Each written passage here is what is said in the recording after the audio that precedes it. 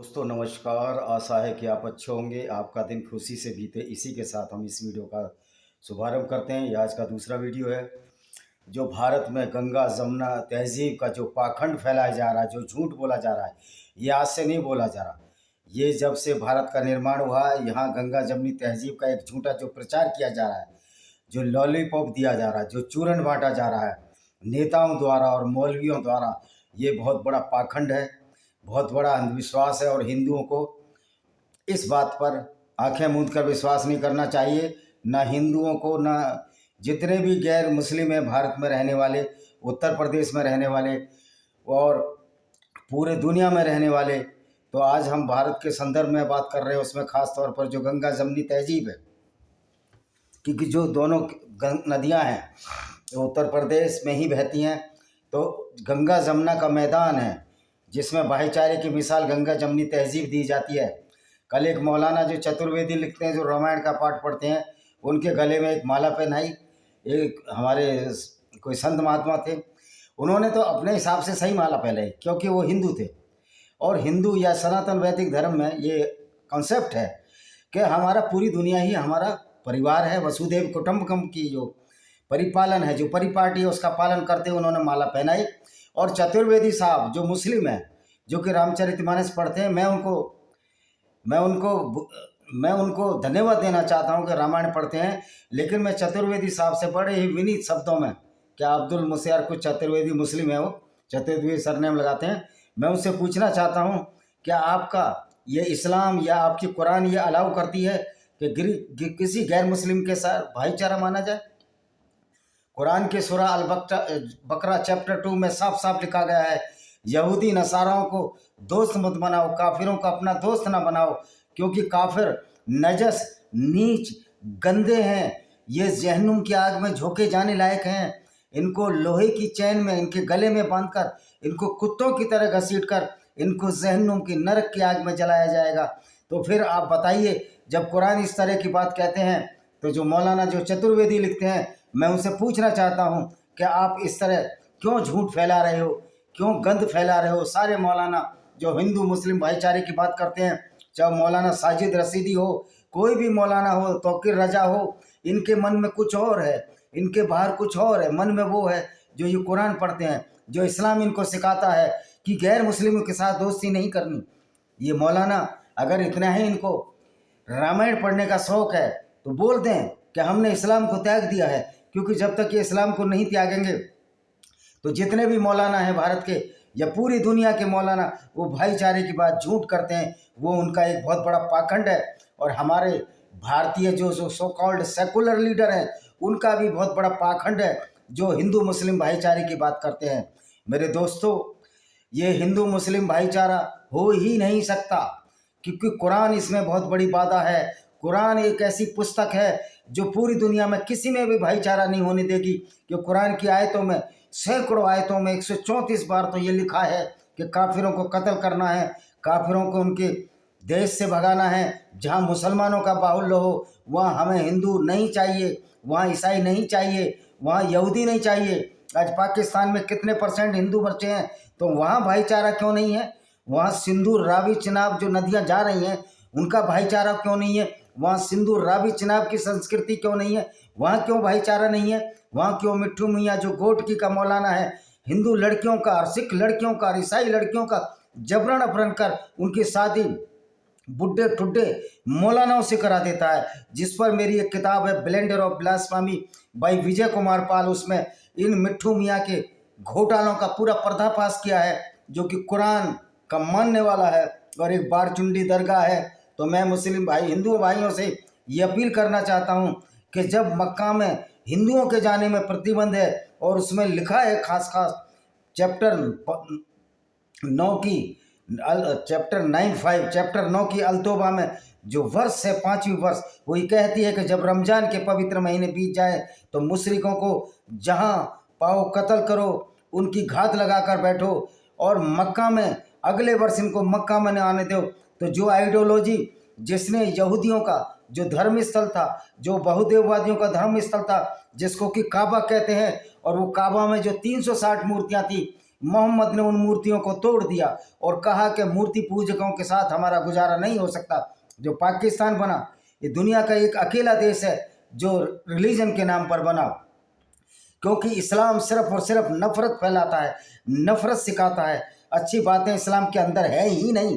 तो एक अच्छा मुसलमान जो इस्लाम को मानता है, जो कुरान को मानता है, जो पांचों वक्त की नमाज पढ़ता है, उसी को अच्छा मुसलमान कहा जाता है। और अच्छा मुसलमान वो है जो मोहम्मद की शिक्षाओं पर, मोहम्मद की सुन्नत पर चलेगा, यानी कि गैर मुस्लिमों से भेदभाव करेगा, गैर मुस्लिमों की नफरत करेगा, उनको कत्लो गारत जब तक करेगा जब तक वो इस्लाम ना फैला दे, या खुद जजिया टैक्स, गुंडा टैक्स जो कि मोहम्मद ने अपने फ़ायदे के लिए उस समय लगाया था, और 20% हिस्सा लूट का मोहम्मद साहब रखते थे। तो इस्लाम तो एक लूट का नाम है, इस्लाम तो लूट का पर्याय है। क्या हिंदुओं तुम्हारी आंखें नहीं खुलती कि पूरी गंगा जमनी तहजीब में सबसे ज़्यादा मंदिर यहीं तोड़े गए? आज जो हम हिंदू हैं, जो काफिर हैं, सिर्फ उनके मंदिरों को इसलिए तोड़ा गया कि हम काफिर हैं। और मोहम्मद साहब ने भी जो मक्का में मूर्तियाँ थी, 368 मूर्तियाँ, उनको 630 में ईस्वी में जाकर तोड़ा था। ये इतिहास और इनकी हिस्ट्री और इनकी किताबों में लिखा है। और आप एक नाटक फैला रहे हैं, गंगा जमनी तहजीब का नाटक फैला रहे हैं। अखिलेश यादव जैसे लोग, राम पुनियानी जैसे लोग, असुद्दीन अवैसी जैसे लोग, साजिद रशीदी जैसे लोग, ये लोग लोगों को मूर्ख समझते हैं, बेवकूफ़ समझते हैं।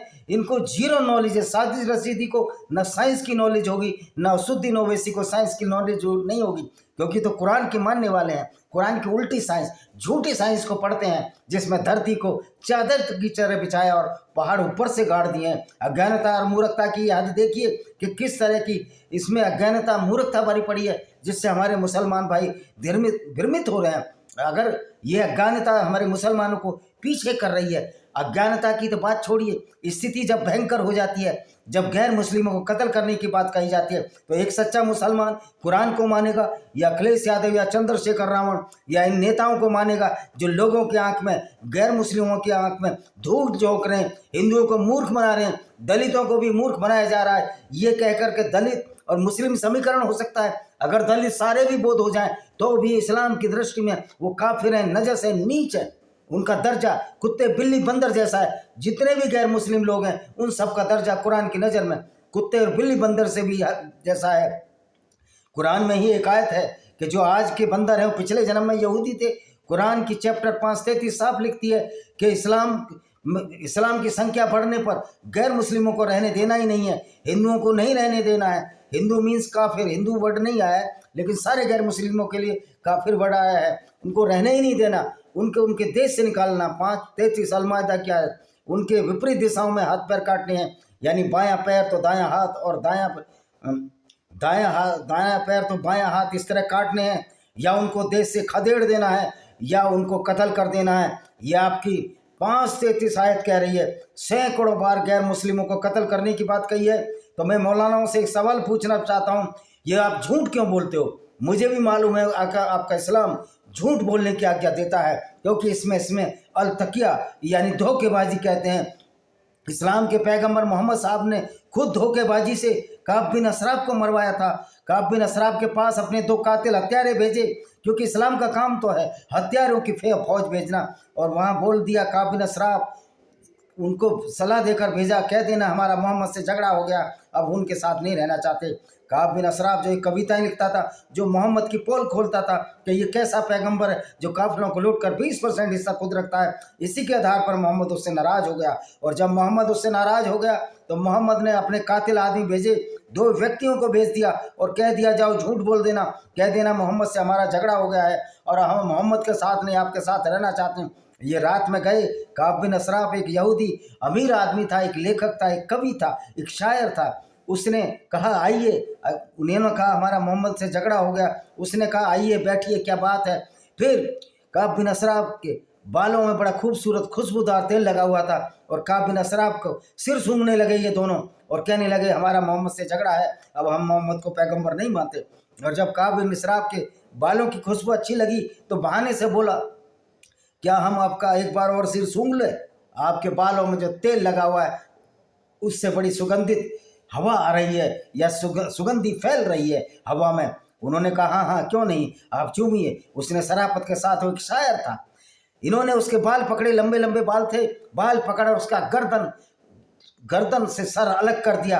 तो ये पैगंबर मोहम्मद जो अपने को बर्दाश्त नहीं कर सकता, ये जो कुरान गैर मुस्लिमों को बर्दाश्त नहीं कर सकती, और ये गंगा जमनी तहजीब की बात करने वाले लोग कितने खतरनाक हैं, ये कितने जहरीले लोग हैं, जो हिंदुओं को, विशेषकर मैं भारत के कॉन्टेक्स्ट में बात कर रहा हूँ, हिंदुओं को धोखे में रखकर और भाईचारे की बात कहते हैं। मैं उनसे चैलेंज देता हूँ, साजिद रशीदी से, तौकीर रजा से, सारे मौलानाओं को मेरा चैलेंज है, आप बताइए कहाँ लिखा हुआ है कि गैर मुस्लिम के साथ आपका भाईचारा हो सकता है? कहाँ लिखा है कि काफिरों के साथ आपका भाईचारा हो सकता है? कुरान में तो साफ साफ लिखा है कि काफिरों को अपना दोस्त ना बनाओ, क्योंकि नजस और नंदे ये गंदे हैं, ये पैगंबर की झूठी बातों में विश्वास नहीं करते।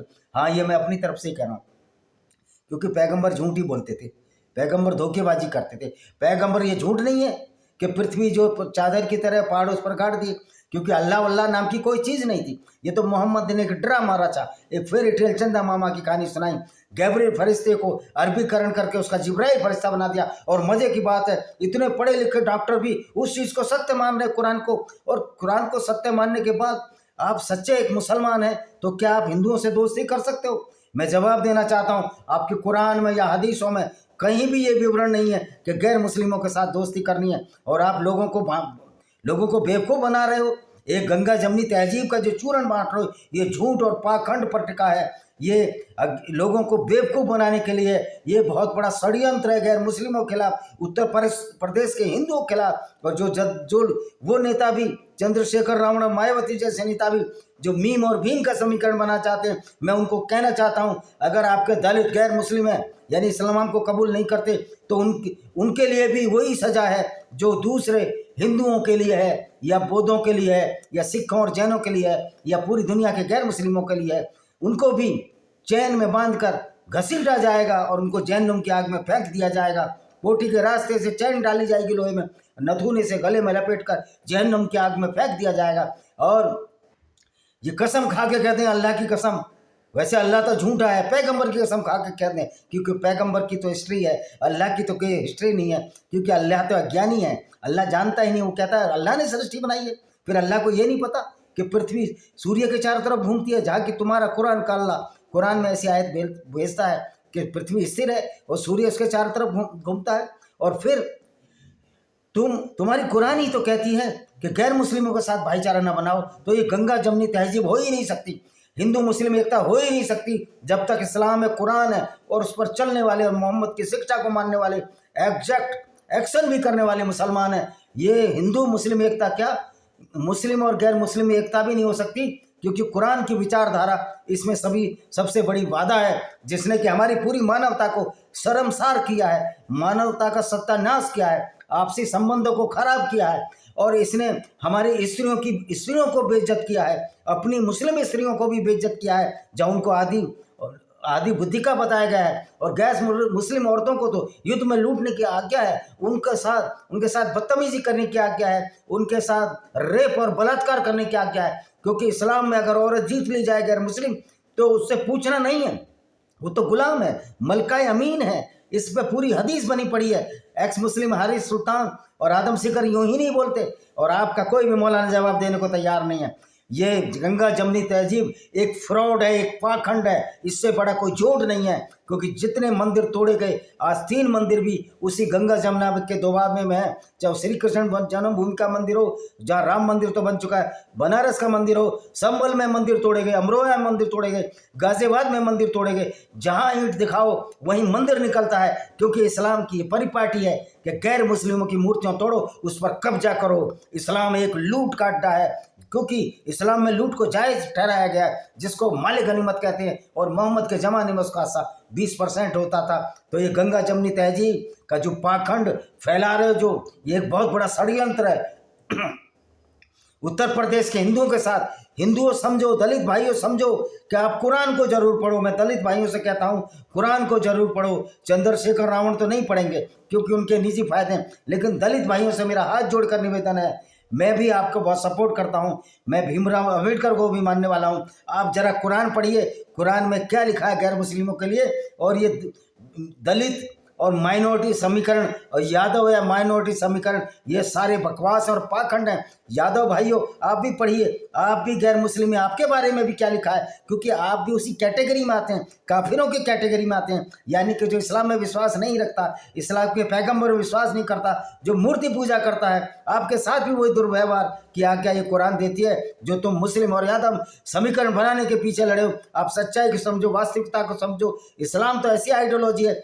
जब इनकी संख्या बढ़ जाएगी ये आपको भी छोड़ने वाली नहीं। तो इस्लाम तो खुद ही कहता है कि हमें पूरी दुनिया पर काबिज होना है। आपने पूरी दुनिया का हाल नहीं देखा, किस तरह इस्लाम की विचारधारा ने पूरी दुनिया को बर्बाद कर रख दिया, किस तरह कश्मीर में हमारे हजारों हिंदुओं को कत्ल किया गया, गिरजा टिक्कू को आरे से चीर कर, और जिंदा उसको आरे से चीरा, और उससे पहले उसको बलात्कार किया गया, उसको धोखे से फोन करके बुलाया गया। बबली रैना तो क्या यादव की बेटी हो या ब्राह्मण की बेटी हो या किसी भी गैर मुस्लिम की बेटी हो या किसी मुसलमान की भी बेटी हो, सबकी इज्जत बराबर होती है। लेकिन इस्लाम इस चीज़ को नहीं मानता। इस्लाम में सिर्फ और सिर्फ जो मुसलमान है उसको पूरे अधिकार है दूसरों की औरतों को लूटने के लिए, दूसरों की औरतों को बाजारों में बेचने के लिए, क्योंकि मोहम्मद साहब ने भी बनु कुरैजा यहूदी औरतों को बाजारों में बेचा था। आप समझ लीजिए कि किस तरह का पाखंड गंगा और जमनी तहजीब के नाम पर उत्तर प्रदेश में फैलाया जा रहा है। आशा है कि वीडियो पसंद आएगा। वीडियो को शेयर करें, चैनल को सब्सक्राइब करें, बेल आइकन दबाएं, जिससे आगे आने वाले वक्त में आपको ये नोटिफिकेशन मिल सकें। और मेरे चैनल पाकिस्तान में भी देखे जा रहे हैं, लेकिन सब्सक्रिप्शन बहुत कम है। आप इतना चैनल देखते हो और गैर मुस्लिम भी देखते हैं, लेकिन सब्सक्रिप्शन क्यों नहीं है? हिंदुओं में यही आदत है या गैर मुस्लिमों में यही आदत है, वो अपने ही पैर पर कुल्हाड़ी मारते हैं, अपने आदमी को आगे नहीं बढ़ने देते। इसी वजह से हम मार खा रहे हैं और पूरी दुनिया में इस्लामिक विचारधारा से पीटे जा रहे हैं। कितने बलात्कार, कितना कत्लो गारत यहूदी, ईसाइयों और हिंदू औरतों का हो चुका है।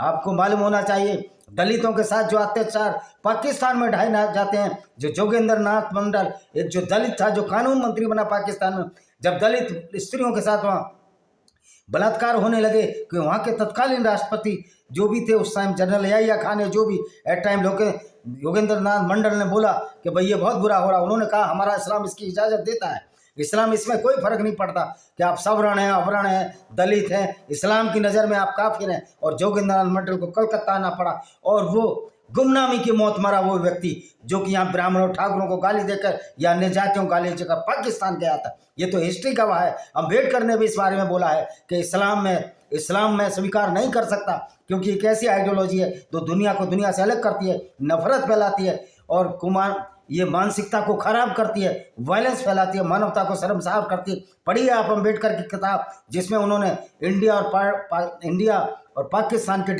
डिवाइडेशन के बारे में लिखा है। ये चंद्रशेखर रावण और दलित भाइयों को ये नहीं दिखता। हिंदुओं को गाली देने वाले, मनुष्य मृत्यु गाली देने वाले, आपकी औकात नहीं आप कुरान की सच्ची बातों को सामने ला सकें। आपको वोट बैंक की चिंता है और आप डरते भी हैं। ये आप में हौसला नहीं कि आप ऐसी आइडियोलॉजी का, विचारधारा का मुकाबला करना पड़े। उसके लिए बहुत सारे वीर और सूरमा हैं जो हर जगह हैं, लेकिन आप नहीं कर सकते क्योंकि आप सच्चे नहीं हैं, आप झूठे हैं, आप अम्बेडकरवादी नहीं हैं। आप झूठ अम्बेडकर के नाम पर नीली ड्रेस पहनकर अम्बेडकर की विचारधारा को आप कतई मानते ही नहीं हैं। इसी के साथ मैं इस वीडियो को विराम देता हूँ। वंदे मातरम, जय हिंद, आपका दिन शुभ हो।